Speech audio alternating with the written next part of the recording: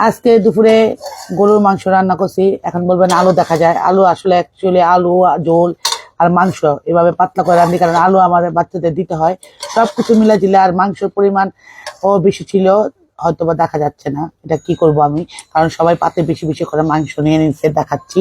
এর সাথে আছে ডাল, তার সাথে আছে ভাত, তার সাথে আছে যে তাকে দেখাচ্ছি, এই দেখেন আমার ছেলে অলরেডি খাওয়া শুরু করে দিছে। ওমা শুরু করেছে, গরু মাংস এমন পরিমাণ নিচে দিতে দিতে খাওয়া ফেলছে সব ভাত, তারটা কমপ্লিট কমপ্লিট করে ফেলছে। যাই হোক, এর সাথে আছে আবার টুনটুনি। আর টুনটুনি জানেন একটা অভ্যাস আছে, টুনটুনি মাংসের মধ্যে থেকে নেহারিটা খাইতে বেশি পছন্দ করে, মানে নল্লিটাকে। সে নল্লি খাওয়ার জন্য খুবই পাগল, সে এটা খাবে। তার সাথে আছে আমার ছোট ভাই, এই দেখেন লিটন, এই দেখেন মাংস দিয়ে ভোজা লাগছে। হ্যাঁ, কারণ ও আসবে করে আরো বিশেষ করে রান্না করছে, কারণ ওর জন্য খুব আদর লাগে একা একা বাসায়, তাই বেশি আদর লাগে। কারণ বউ পোলাপান সব প্রিয় দেশে দিয়ে রাখছে। একটা সুন্দর চাকরি পাইলে কেউ খোঁজ খবর আমাকে দিয়ে দিবেন, ওর জন্য। ওর একটা চাকরির দরকার, ঠিক আছে? তো ওকে দেখা দিলাম, ভালো ভালো ঝিকিটিকি করে দেখা দিলাম, ও হাসতেছে। যাই হোক, তো ভাই তো ছোট, তাই রান্না বান্না করলে ছোট ভাইয়ের থেকে কিভাবে খাই, তাই ওকে তো দায়িত্ব নিয়ে এসে পড়ছি।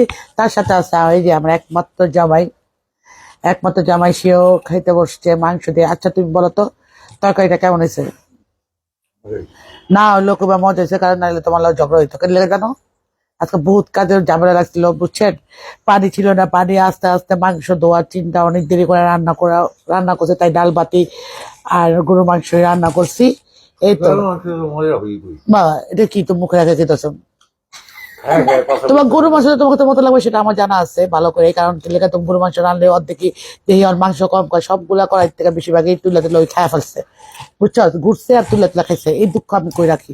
যাই হোক, তো এখানে সিরিয়ালে সবাই দেখাচ্ছে, একজনকে দেখাই নাই, সেটা হলো আমার এই যে প্রেমা খাওয়া শুরু করছে মাংস দিয়ে। আর এই তুই এখন এই ভাত রেখা মাংস খাওয়া লাগছে, তুই আবারও মাংস দেবে আমি জানি। আর এইভাবেই আমাদের মাংসের পরিমাণ দেখা যায় সেটা। আর যখন আমরা বেশিরভাগ মনে করেন মাংস রান্না করে আমাদের জোল দিয়ে বেশিরভাগ খায়, ডালটাও ধরতে চায় না, জলই এত টেস্ট করে, খালি জোল দিয়ে খেতে চায়। তার জন্য আমাদের জলের পরিমাণ বেশি। আর এই প্রেমার জন্য আমার আলু দিতে হয়। দেখেন আমরা খাওয়া শুরু করি না, আর আমার ছেলে শেষ, মানে কত স্পিডে সে খায়।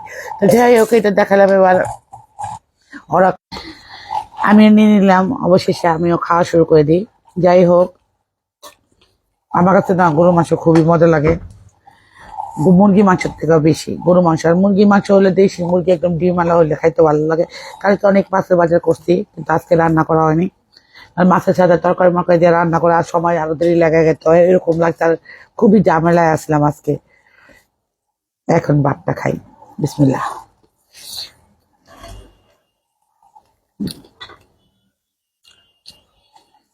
কি বলবো, নিজে খাবারের প্রশংসা নিজে করতে চাই না, তো ভালোই লাগতেছে খাইতে। কি আসো, আমার তো শরীরে বইছো কেন? ইদানিং আমার লোক দেশে দেশে বইতে চায় না, বুঝলাম না কিছু। সারগরির বস্তু তো, সারগরির বস্তু অনেক মজা।